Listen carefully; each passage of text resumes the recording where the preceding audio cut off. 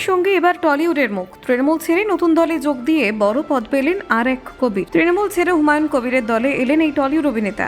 রাজনীতিতে বড় চমক, হুমায়ুনের দলে চলে এলেন এই তারকা মুখ। শোয়েব যোগ দিতেই বাড়ল জেইউপির জোর। তৃণমূলের যুব নেতা থেকে জেপিইউপির রাজ্য মুখপাত্র। টলিউডের এই অভিনেতার নতুন ইনিংস দেখার জন্য মুখরিত সবাই। হুমায়ুন কবির নতুন দল খুলতেই নতুন চমক, দলবদলের নাটকীয় মোড় দেখা গেল। তৃণমূল ছেড়ে জনতা উন্নয়ন পার্টিতে এলেন এই তারকা। জানেন ঠিক কি ঘটলো? কেন হঠাৎ করে তৃণমূল ছেড়ে হুমায়ুনের নতুন দলে এলেন? দেখুন, মুর্শিদাবাদের রাজনৈতিক মহলে নতুন করে আলোচনার কেন্দ্রবিন্দু হয়ে উঠেছে টলিউড অভিনেতা তথা যুব তৃণমূলের পরিচিত মুখ শোয়েব কবিরের দলবদল।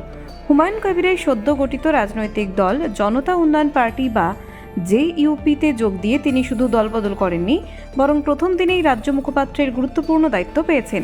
এই ঘটনাকে কেন্দ্র করে শাসক শিবির থেকে বিরোধী রাজনীতি সব জায়গাতেই শুরু হয়েছে জোর চর্চা। শোয়েব কবির দীর্ঘদিন ধরে তৃণমূল কংগ্রেসের যুব সংগঠনের সঙ্গে যুক্ত ছিলেন। মুর্শিদাবাদ জেলা যুব তৃণমূল সহসভাপতি হিসেবে তিনি একাধিক রাজনৈতিক কর্মসূচিতে সক্রিয় ভূমিকা পালন করেছেন। রাজ্যের বিভিন্ন রাজনৈতিক সভা, মিছিল ও সংগঠনের কর্মসূচিতে তাকে প্রথম সারিতে দেখা যেত।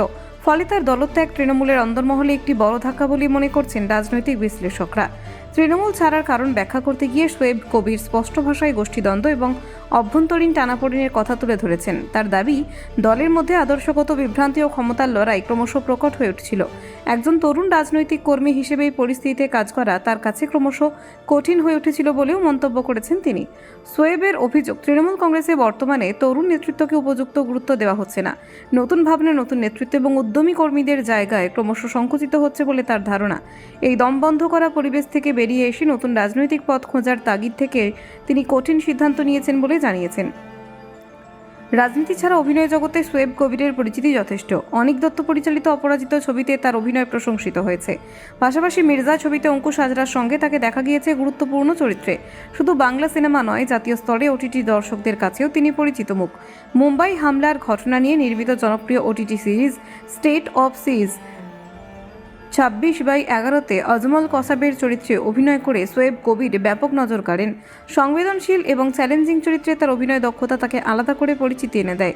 অভিনয় ও রাজনীতির এই যুগল পরিচয় তাকে জনতার কাছে এক স্বতন্ত্র অবস্থানে এনে দিয়েছে।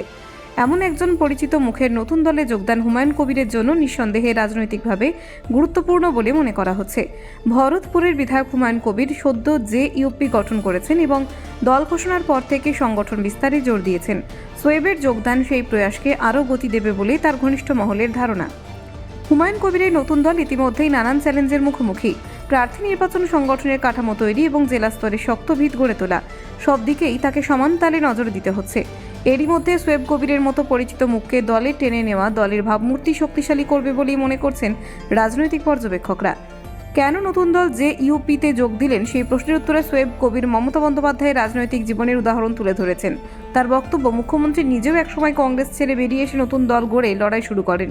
সেই সাহসী সিদ্ধান্ত থেকে তিনি অনুপ্রাণিত হয়েছেন বলে জানিয়েছেন Shoaib. Bureau report, news prime Times.